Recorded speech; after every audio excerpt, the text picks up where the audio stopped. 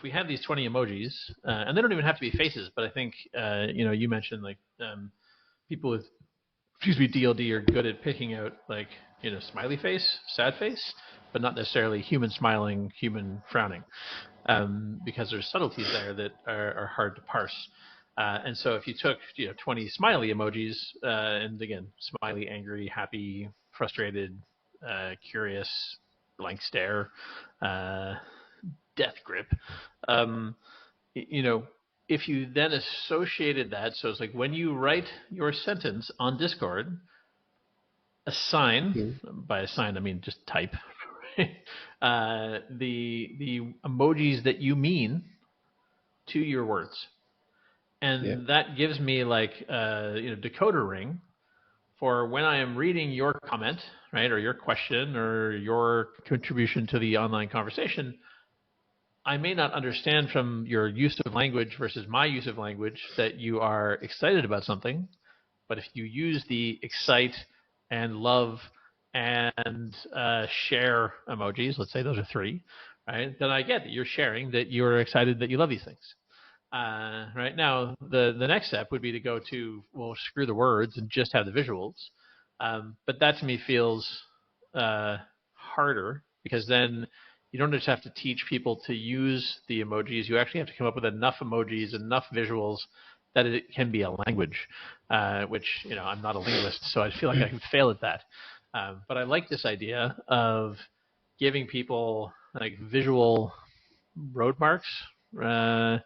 That like, oh no, like when I'm saying this is the emotion or the context that I would like you to receive it in, and because it's kind of like a working agreement. Like you and I agree, right, that when we talk about this like this is what this means, and so yeah, I don't know. What do you think about that?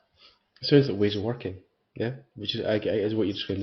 I am Sean, and this is how I like to work. This is what I mean when I say this.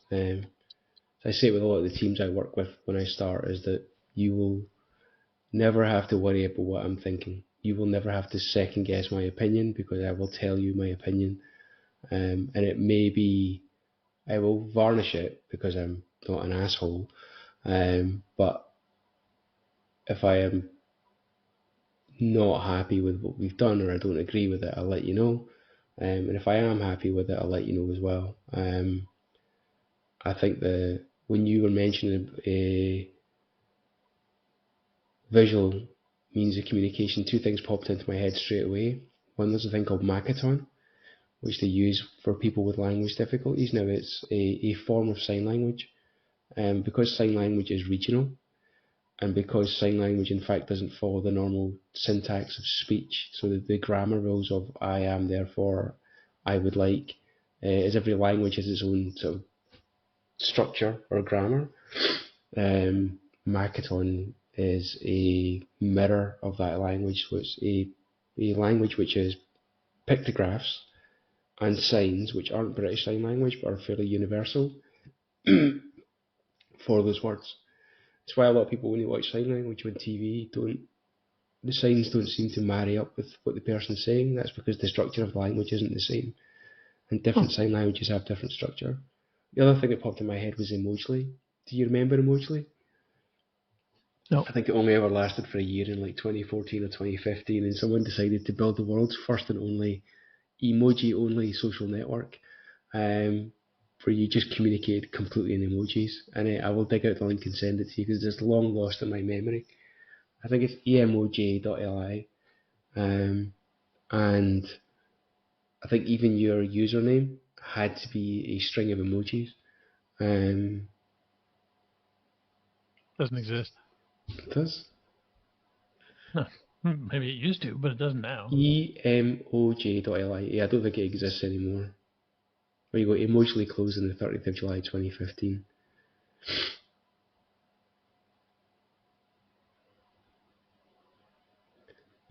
But yeah, there's a story on that. But we can bring this up for another podcast. You can learn about it. We can talk about that, like different variations of social media. But Sean is now looking dumbfounded and reading, and his brain is completely checked out, and I've sent him in a completely different rabbit hole. Yeah, I'm not even on the same tab anymore. So there was a thing that popped into my head there, and it's just another rambling of our podcast, which is you talked about the driving thing, and I talked about learning how to emotionally regulate, and we talked about music and how you can make music, and that music itself is felt. Yeah, you understand the structures. Now the thing is, at some point, someone used language to put that information in your head. Someone taught you how to shift the gear stick and how to do those things. For me, someone taught me the patterns, and the rules and the structure around how to make blues or jazz music, mainly blues because I suck at jazz. It's way too difficult. It involves too much thinking. I quite enjoy being in the pocket and just making music. So that's, again, does it enhance or does it limit creativity? I'm not sure. I just that it was a discussion point for me, is that the rules help us create.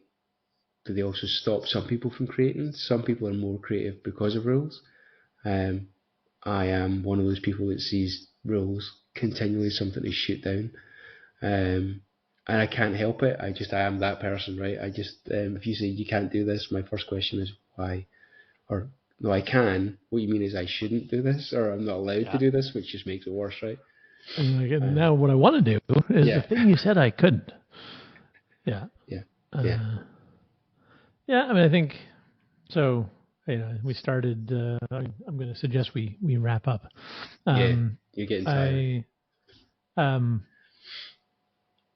When we started this conversation on this topic, I was sort of, my brain wanted to challenge, right? That the language constricts creativity, which I don't think actually was your point. I think where you just landed, to me, feels like it makes sense, which is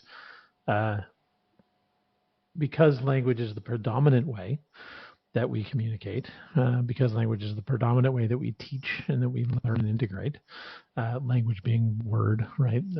Spoken language. Then, yes, for people who have limitations, disabilities, disorders, you will then suffer limitations where spoken language is used predominantly.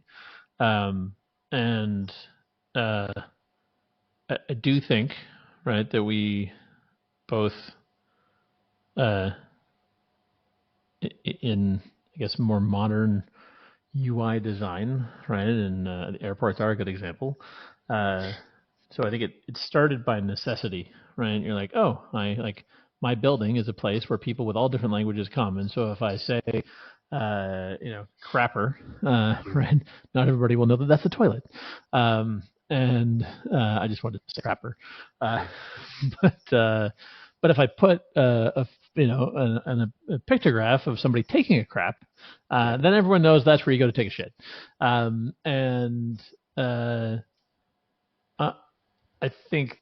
feel like there are more people exploring this, and that in some ways it is easier even for people who don't have a language disability, because so much more context,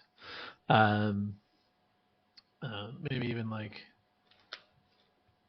individual understanding or integration comes from an image, right? And what that image means. And then I think for future exploration, my point about like, hey, could you create what's this sign language ish thing? Makaton, Makaton. When we eventually publish this, I'll put links into it in the description. But are there other visual things like that, right, that can become shorthand for larger groups of people? Because I think that shared lexicon, I don't know if I'm using that word correctly, but I knew what you meant, so it's fine.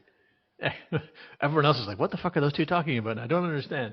But one of the things I like about the subreddit Wall Street Bets, right, where they talk in memes and gifs, is it gives you a sense of belonging, right? So like the fact that you and I speak English gives us a sense of belonging, right? Because we can connect, we can communicate. People with DLD, right? And you talked about your son having issues with emotional regulation because of language, potentially don't feel right that same sense of connection and belonging because the language is not available to them. But that doesn't mean that he's not capable of belonging, right? He clearly is, But what are some of the ways? And I think again, I feel like UI is an interesting place to explore here because some people call it the hamburger, some people call it the three dots, right? But like the thing that means menu, right? And again, we don't have a unified language to describe it, but when we see it, we all know what it means. Yeah. Right. And it would be also interesting to explore. And again, I don't expect us to actually figure this out, but I'd still like to explore it. Is like, why is that? Right? Like, why is it possible to like park share information visually? Because I don't feel like I've heard of, and that doesn't mean it doesn't exist. It probably exists, but I don't feel like I've heard of disability disorders that are. I mean, if you can't see, okay, you can't see, but if you can see the three dots or the hamburger, right? Like, no one seems to be like, what? That means save, or that means load, or that means something else. You're like, no, that means menu, right? Like, are there people who can't parse that? Yeah, people who are visually impaired. People who have never experienced a website, which may be a small number of people, but do they understand that? Well, that's the people who've never experienced English, right? Like, I think that's different. Like, if you've experienced a website, right? Like, if you've never experienced the internet, then yes, the UI thing will not make any sense to you. But that's like, when I go to China and I don't speak Mandarin, it doesn't help, right? Like, when I'm going to tangent, but I'm going to try to bring it back so we can wrap up. Like, when I traveled in Seoul for the first time and I was taking the subway because I'm fascinated by public transportation systems, speak no Korean. This is a time when, things like Google Translate with a camera, no, right? It didn't exist. And so I couldn't learn the Korean alphabet. But I could do pattern recognition. I'm good at pattern recognition. And so I could be like, oh, these symbols, right, together mean this station. What's the name of the station? I've got no idea, right? But I know to watch for this combination of, honestly, brushstrokes, right, to know, oh, I have to get off here. And that's how I managed to navigate around the city, was through like pattern recognition. So I can add a beautiful point to that. If you've been to Tokyo, no, I'm not. So there's a train line in Tokyo called the JR Yamanote line. It's the big circular line that goes round, and each station has its own jingle. Yeah, it's so cool. So basically, if you're asleep and you hear the song for your station, you know when to wake up, or the one before. But that's beautiful. That just eviscerates language, right? So we were in Tokyo, and this is the station before our station, and my wife's like, "How do you know that?" I'm like, "Well, because I remember the song from earlier on." And she's like, "Because my brain just instantly gets patterns of music straight away. The way yours gets patterns of brushstrokes." There are things. Language is a way of passing information, whether it's written or whether it's spoken, but it's still contextually put in language. If you never put it in using language and you put it in using it, if you could take a baby, and I'm not advocating we do this, right, and only ever give them symbols and sounds to mean things, they would learn that their world would be experienced in that way, and they'd be no better off or no worse off for it. They would that would be normality for them. And would they be, getting way back to my earlier point, would they be any less creative? Probably not. They would not. They would find ways to do their own thing, right? Because creativity is creativity. Yes. Language is the medium that some people use. Visual is the medium that other people use. I think that I like that as an ending note. If you're good with it, like, creativity is boundless. Yeah. Right? Like people will find what to create. Again, some people do it auditorially, right? Or is that a word? That's a word now. I'm not sure. Somewhere between audio and auditorium. It must be right. Yeah. Let's say it is. Yeah. I hereforth bequeath that name to be real. Consecrate the word I'll call up the auditorium. Oxford Dictionary people and tell them that that's a thing. But whether you do it through sound, right? You do it through visuals. You do it through words. You do it through interpretive dance, movement, right? Whatever sense you use, touch. There he goes dancing up and down again, top of the end. It's creativity is language agnostic. Yeah. If language didn't exist, creativity still would. And that's the end right there. Beautiful. So you can press stop anytime you like. Can I? Hang on, I gotta find it.